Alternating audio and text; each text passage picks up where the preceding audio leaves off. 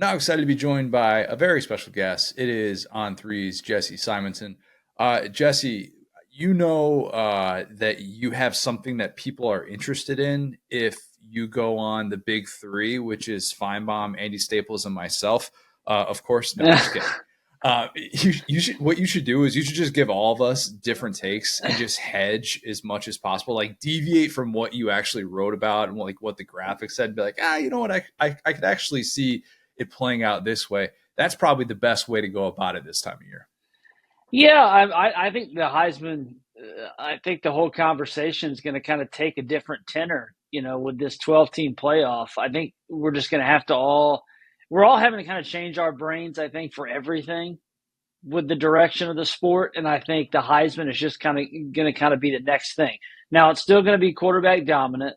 It's still going to be the Davy O'Brien Award 2.0 until Heisman voters decide that they want to give a defensive player or more than one wide receiver like an actual chance. But I do think the pool of candidates is going to be deeper because historically you basically had to be on a title team or you had to be what Jaden Daniels was last year, which was basically have one of the greatest seasons we've ever seen. And so you can lose a couple times and it's okay. I think now we're going to see a lot of Heisman winners on 9-3 teams. It does feel like you can have Heisman moments later in the season as well, of like even a guy who's on a 10-2 team can have a Heisman moment where, yeah, maybe the stats aren't necessarily that gaudy, but look at what that player did to be able to get his team into the 12-team playoff. I agree with you from that standpoint, even though, yeah, as you mentioned, we did just have two guys that weren't in the playoff that were able to still win the award, albeit on the heels of pretty prolific, at least from a historical perspective, those seasons. So the 10 that you have laid out here, all quarterbacks, you have starting at 10, America's quarterback. Got pushed back on that immediately. No. Not pushing back at all. Because like you kind of think about it. You're like, all right, well, what feels significant? Because the only pushback last year on Jay Daniels is, he's not a winner. And that game would have, like those games down the stretch would have been competing for playoff spots. So I think you're actually right when you bring that up. Yeah, and Colorado fans were really mad that Shedeur Sanders wasn't one of those 10 quarterbacks, and that Travis Hunter, I had him in kind of the honorable mention or kind of wild card type candidate within that column. Frankly, Connor, I think Hunter probably is in the preseason. This can change 6 weeks into the year if something crazy happens. I think as we sit here today in late June, I think Travis Hunter is the only non-quarterback that has a realistic preseason chance to win the Heisman Trophy. What say you? I agree with you 100%. I got some evidence to kind of back you up here. And yeah, I did definitely want to hit on the Shedeur piece of this because you didn't have him in your top 10. Your top 10 was Noah Fafita, Will Howard at 9, Nico Iamaleava at 8, Riley Leonard 7, Cam Ward 6, Jackson Dart 5, Jalen Milroe 4, Dylan Gabriel 3, Quinn Ewers 2, and Carson Beck at 1. The Colorado fans who pushed back at you, they probably don't know the stat about how every quarterback that's won the Heisman Trophy in the last 50 years has had at least 9 wins. And I don't know about you. I ain't looking at that Colorado win projection and thinking, am I going to have him for 8 or 9 wins this year? So I think if you play that card, that should take the cake. But I don't imagine Colorado fans were too rational about that. No, they were not. And, this is the same group that, which is great that their fandom has exploded, but this is the same group that are smashing national championship futures when, as you're saying, their over under win total, I think, is like 5.5. So if they make it to a bowl game, that should be considered a success for year 2 for Dion. And yet there are such outsized expectations that it doesn't really mesh up with reality. And yet I think if they go 7-5, which is not some awesome season, if they go 7-5, but Travis Hunter has 1,200 yards receiving and 6 interceptions or 5 interceptions. Now, these are super gaudy numbers from both sides. But if he does something like that, then I think that he would merit legitimate candidacy. because again, I just think the pool of we don't have an obvious front runner. There's no returning winner. Um, the way these Heisman voters go, could they get bored by a guy like Carson Beck because they're like, well, he's on the best team and he's surrounded by so much talent, or a Dylan Gabriel where they're like, he's put up monster numbers at UCF and Oklahoma. So what if he puts up monster numbers again at Oregon? What does that mean? I think then, excuse me, you could see somebody maybe slip in. Yeah, if Hunter and Downs, if they do the two-way thing, that's intriguing because that feels You don't unique. believe in the down stuff, though, right? Nah, no, I mean, not to the point where it's going to be even Charles Woodson like, but at the same time, like, it just depends on how much we're talking. I don't actually think Ryan Day plans to do that when they have all of that talent on the offensive side of the ball. Why are you doing it if for no other reason than to try and win him the Heisman Trophy when we know his job is on the line and it's a team that, in theory, you're just going to talk about trying to get into the playoff. It doesn't even like, yeah, you want to beat Michigan and stuff, but Ohio State's one of those teams where just be as healthy as you can possibly be down the stretch. And if that would include any scenario in which Downs is getting hurt on playing the offensive side of the ball at a high contact position, you would have to think that that would enter into the mind of Ryan Day. But I don't know, crazier things have happened. And that's why I raised the red flag, because safety is like the one spot aside from offensive line at Ohio State that they have question marks at. That's why you brought in Caleb Downs, because depth and upside there was a concern. I thought it was maybe just a reaction because Michigan folks were talking about maybe playing Will Johnson some at, doing the Charles Woodson 2.0 thing. And then a week later, we hear about Caleb Downs. So the Heisman's it's a silly debate because it's the most prestigious award, and yet we've basically just watered it down to being a quarterback only. A running back hasn't won it since Derrick Henry in 2015. I got a lot of pushback from Oklahoma State fans. Why didn't Ollie Gordon on there? And I broke down the candidates by conference before I did kind of the top 10, and Ollie was firmly in that mix for the Big 12.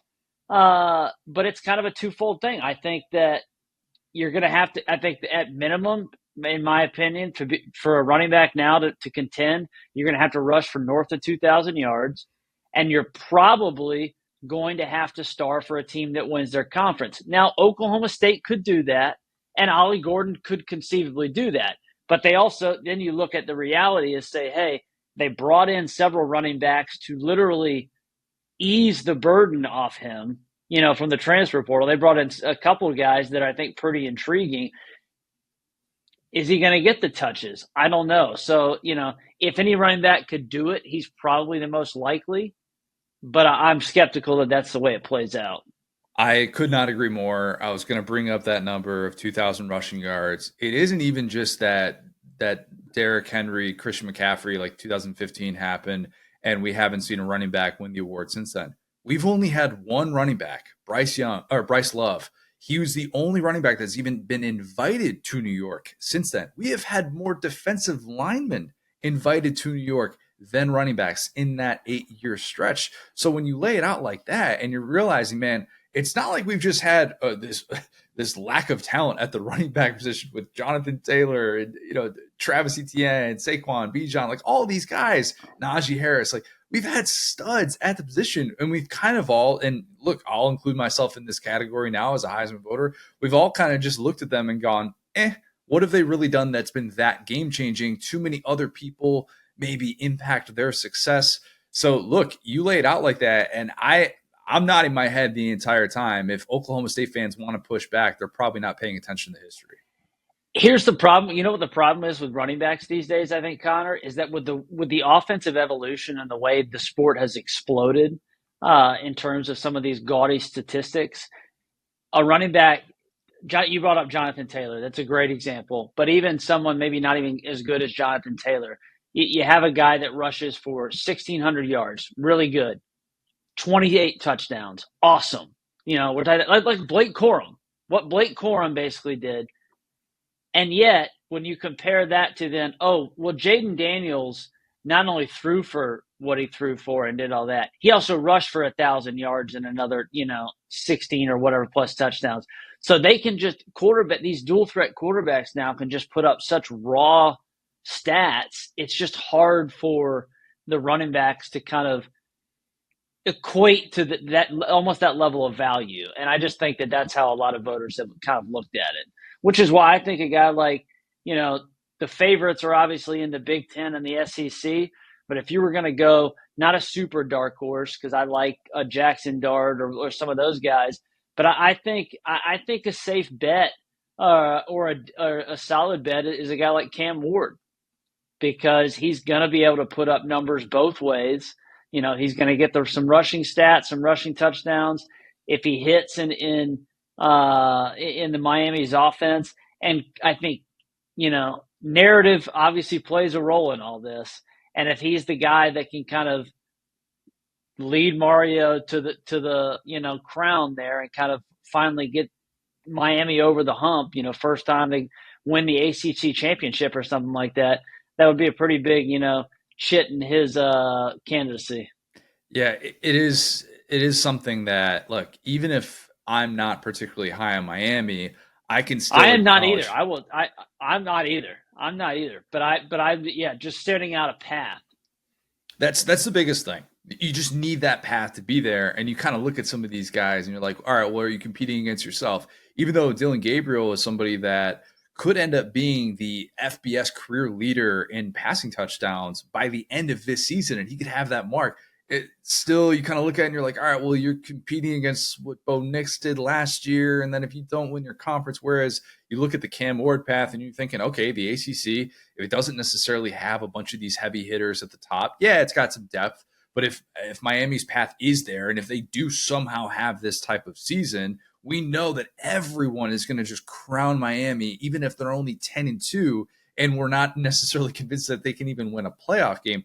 You're right. Narrative does play a part in it. And you're just trying to find that path for some of these guys, which, I think some of these guys that get that billing in the preseason might not have it in the way that we kind of think that they do. Yeah, I mean, I kind of feel the same way about a Riley Leonard. If I'm skeptical if they can win a playoff game or have the depth to truly contend for a national championship, the fact that he would be there playing for a blue blood and maybe put Notre Dame into the fifth seed or something like that, that would be kind of his narrative. I will. So you tease that I was on Staples, show. I'm on Staples' show a lot. He's on Three Colleague. I didn't mention this to Feinbaum, but I did mention this to Andy, and I'd like to just pick your brain about it because I think it's an interesting, almost side adjacent story to the Heisman Trophy. Because I haven't really heard anybody talk about this, and frankly, I didn't write about it, but it's just something that I've kind of thought about. The 12-team playoff, I think the pool of candidates is going to be deeper. But with the playoff, have we now killed the Heisman Trophy ceremony as we know it? Because last year, Bo Nix gets invited. If they're playing in a playoff game a week later, does Bo Nix go to that? Does Dan Lanning go to that? I think Do we suddenly have are they gonna really miss a day of this year? The Heisman Trophy is on the 14th. The first playoff game is not even a week later. It's 6 days later. Oh my gosh. Gosh, that's a really good point. And so, are we going to start having Heisman Zooms? It's just a hilarious thing. Like, people have long said, let's move the Heisman Trophy to after the season anyways and make the bowls or something part of it. I don't think they're going to do that. But if folks just say, hey, thanks for the invite, but I can't go. I got a playoff game tomorrow. Oh, yeah, Jalen Milroe is going to go play Jackson Dart, in a playoff game, and they're both Heisman finalists. They may both just say, put us in a Zoom. We got games to play. Okay, all that's fair. They're going to have to probably pare down the Heisman ceremony in some fashion, or alternatively, you do what you suggested in the beginning of move it back, and you could still maybe have the voting when you have it and release it, and then just save all the pageantry and stuff for after the after the playoff ends and have it on a Saturday night or something like that. You're not competing with the NFL that late into the season with that. If it's Right. like late January or something, it's gonna have to change. Man, that's Yeah, it's something I hadn't really heard anybody talk about or hadn't really been discussed, and I was kind of just thinking, I was like, man, what we might have expanded the pool of candidates, but then nobody might show up. yeah, just you got to get rid of some of the pageantry, maybe if you still want to do it on that timeline, or you're just hoping you're kind of assuming that guys that are playing in a playoff game the next week won't go, and the only guys that are going to go are the guys that have a bye. That could Bye. be it Right. too. Yeah. Yeah, Yeah.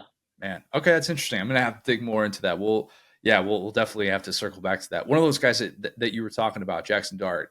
It's interesting seeing Jackson Dart and Ole Miss, involved in all these national preseason conversations, which makes sense because should be the team's highest preseason ranking since the Tricky Dick Richard Nixon administration. But everyone wants to know, can Ole Miss take that next step? If I had a nickel for every time I've been asked that question this offseason, I'm sure you have been asked that exact question so many times. And to me, that's all about those improvements in the trenches. A huge piece of that, Walter Nolen. When you think, how can Ole Miss bridge the gap between itself and a Georgia? It's going out and getting pieces like a Walter Nolen. You put him on your all transfer team and had him as the SEC's most impactful non-quarterback transfer. What's a fair expectation for him in this defense? I mean,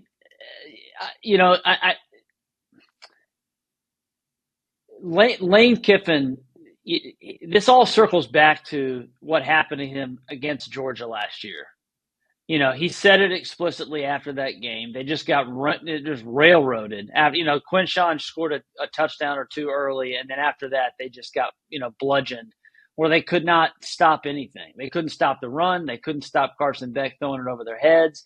And so they went out and got, in my opinion, probably non-quarterback related, non-Caleb Downs related, the number one player in the portal. I think Nolen has that type of impact. He's a premier interior pass rusher. We know that, what gives quarterbacks the worst fits. It's that, pressure right in your face. And so when you pair him with then what they've kind of supplemented around him, you bring back some of the other pieces. You bring back a JJ Paguya inside. Yet you bring Princely over from Florida, so that gives you that edge presence on one side. I think Walter Nolen has top five to maybe even number one NFL draft potential. So if he hits there, and then Ole Miss hits with what they did on the other side of the ball, which I think honestly has probably been a little overlooked, was we like the Juice Wells and we like some of these other guys. But Kiffin was like, let's just go out and get as many offensive linemen as we can. And let's just see whoever wins the spot wins the spot. And so you get a couple guys from Washington, you pluck a couple guys here. What they've done in the trenches, that they have gone, everyone has said it, they've gone all in. There's these years where it's just like, you have a chance to really kind of, this is your one shot, chips to the table. That's what Ole Miss is doing. And to me, for Ole Miss as a team, not necessarily just for Walter Nolen, but for Ole Miss as a team, it's all about, can Lane start to win some games that he's not supposed to? Because to date, that's been kind of his bugaboo. He can go and beat up on everybody that Ole Miss is expected to beat, but when he does his, get your popcorn ready, they fall flat. Last year against Georgia, fall flat, kind of missed opportunity against Alabama. They got to win one of those games, whether it's at LSU or versus Georgia this year, to get into the playoff. Because I think actually if Ole Miss only goes 9-3 against his schedule, Connor, I'm not sure they get in. I agree. And I actually was doing the projection of what it could look like if they're 10-2. And if they lose to LSU and lose to Georgia, I'm like, they'd be 10-2. They'd be outside of the conference championship looking in, and their other marquee win is going to depend on the strength of Oklahoma. Like, if it plays out that way, there will be people that are saying, well, I don't really know how good Ole Miss is, and do we just give them all this love in the preseason in part because of the path? But I just think that if Nolen stays healthy, I think that is such a game changer for what they're trying to do. And you bring up JJ Pegues, and I love Jared Ivey last year coming over from Georgia Tech, and Princely Umanmielen comes in, as this guy that was Florida's best defensive player the last 3 years, and he's already talking about how different it is. Like, that defensive line could be the best in the SEC, and if that happens like that, Ole Miss just simply has to make the playoff, and Lane cannot waste an opportunity like this.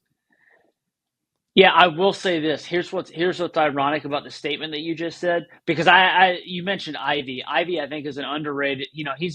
A lot of people, Trey Harris and Jackson Dart and these guys that they brought back. Ivy is one of the underrated guys that they also convinced, to come back to school. And I think him playing opposite of Princely is going to be very important for them. I don't know if they're going to be the best defensive line in the SEC. And that's partly because I actually think the team that Walter Nolen left, which is hilarious to say, might actually be the best defensive line in the SEC. You bring in Nick Scorton, who led the Big Ten in sacks a year ago. I think this is going to be a breakout year for Shamar Stewart. You still have Shamar Turner inside. So, A&M, Ole Miss, they're certainly going to be right up there in terms of the best. They could battle that out, but it is kind of funny when you think about, we're talking about how awesome Walter Nolen is, and the team he left still might actually be pretty dang good. Yeah, the Scorton for Nolen trade isn't equal because they don't exactly play the same position, but like two guys that could just pop in the exact, like in their new homes. And I guess it's not a trade because Scorton's coming from Purdue, but you kind of get what I'm saying, that little swap there and the way that it could impact both of those defenses. I agree with you. The ESPN FPI rankings, for me, it lost all credibility about 3 years ago, just at least as like a predictive thing, when they had Mississippi State as number 8 when they came out with them in April, and then they're like, oh God, that's a problem. They were 4-7 last year, and they don't really recruit at a high level within the SEC. Probably shouldn't have at number 8. And then they changed the formula, and then they're number 24 without having played any games. So I kind of look at it this year and go, where did they mess up? And I look at Ole Miss, and Ole Miss is sitting there at like, what are they at, like 16 or 18? I think it was 17 or 18, because I wrote a column on it a couple weeks back, and I acknowledged the controversy around it and kind of highlighted some of the similar stuff that you're noting. And to me, it's just another interesting offseason baseline to kind of what does their analysis say, and what could we glean and what could we not glean. But it was notable that Ole Miss, they had it at like, they were 16 or 17, and it was they were 18, excuse me, because the metric was last year in the 14 playoff, only 8 teams had at least a 20% chance in the preseason to make the playoff. This year it's 18, but it was pretty eye-popping that Ole Miss was the number 18 team. You would think, oh, maybe that's a Kansas State or somebody like that. But no, it was, a team that a lot of folks have, firmly in the top 8 in their preseason polls. Okay, so if I did take ESPN's FPI seriously, and if I were actually someone that, is sitting down and putting together a 12-team playoff projection and doing that because that's what we do this time of year, what's something that I should actually look at and go, that's noteworthy. They might actually be onto something and not have to come up with some sort of stat correction? I would say the biggest one is probably because here's what's funny. My biggest criticism with ESPN's FPI is that they got a guy in Bill Conley down the hall who runs better metrics. Yeah. So just use the S&P. Now they'll double dip, so they use the S&P Plus. I will say, at least for them, what correlated the most was that Georgia was a pretty dominant FPI number 1. And in Bill Conley's SP Plus rankings, they're a very dominant number 1. And I think that's interesting because a lot of folks are putting it in a tier of Georgia, Ohio State, Texas, next group, Oregon, Alabama, next group, whatever. And at least what these preseason rankings are saying, or what these preseason projections, rating systems are saying, it's a pretty clear 1. Then it's 2, 3. Then it's 4, 5. We'll see if that's how it plays out. Georgia has a much tougher schedule this year. But in a 12-team playoff, they can afford a loss or two, and they can still roll through the dance, because when you got to play 17 games, it's going to be about how much high upside talent and depth that you have, and clearly Kirby Smart's built a roster second to none there. I'll give FPI credit for at least trying to predict instead of doing the thing that I hate so much in the preseason polls. I don't know if you agree with me on this, but when I see a preseason poll that tells me Team X deserves to be ranked this high because the schedule is easy, I think to myself, we've lost all control. So then after week 1, do we change it? Are we giving them rankings based on their future schedule and how we think that's going to play out? And we'll probably be wrong about that. That gets under my skin so much. And I might be in the minority of that. I'm willing to accept that.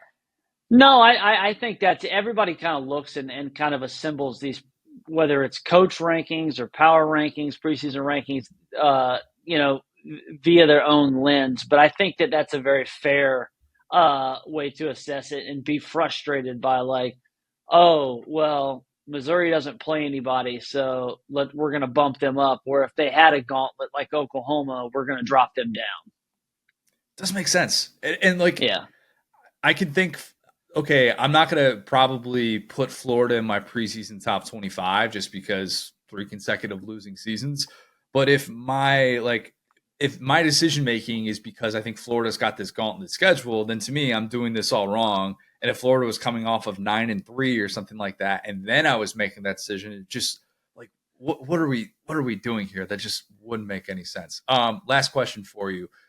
Any preseason predictions that you are workshopping right now? I asked your colleague, JD Piquel, the same question. Preseason take that you are workshopping that you're like, all right, I've got 3 weeks until SEC Media Days. I've got to get this thing right. I've got to get it ready to go so that the next time I go on with, 2 of the other members of the Big Three, it's going to pop and it's going to be really good for the graphic. Naturally. Well, that's a great question. I'll have to marinate on that. You'll have to. I'll say this. I raised some eyebrows on Feinbaum, and I wasn't even trying. It was totally benign because he was asking me about LSU.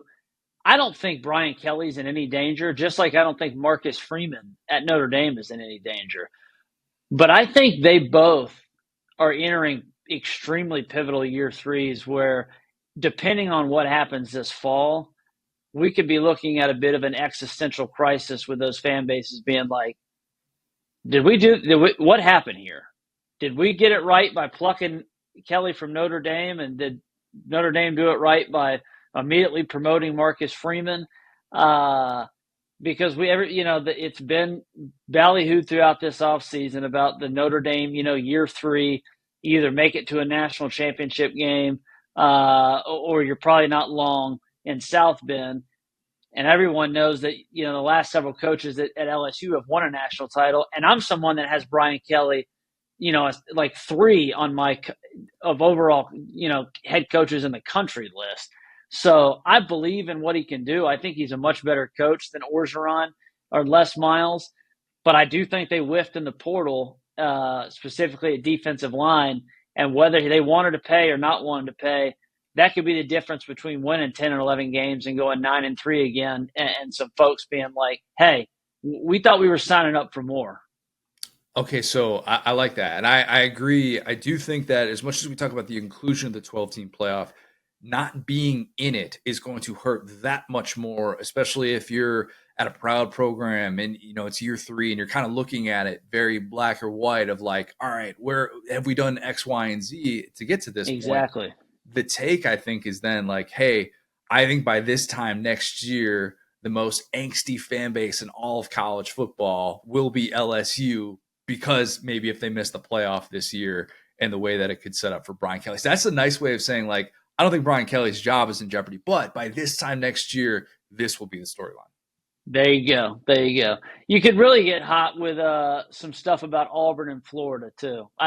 Those are 2 fan bases that I think are kind of one I think is ready to get on a rocket ship. The other's ready to ride their guy out of town. But depending on what happens this fall, those narratives could flip too.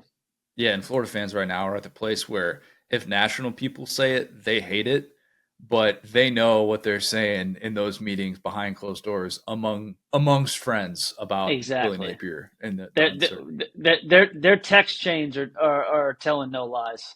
Exactly, exactly. Jesse, this has been great. Looking forward to seeing you in a few weeks in Dallas, man. Yeah, man.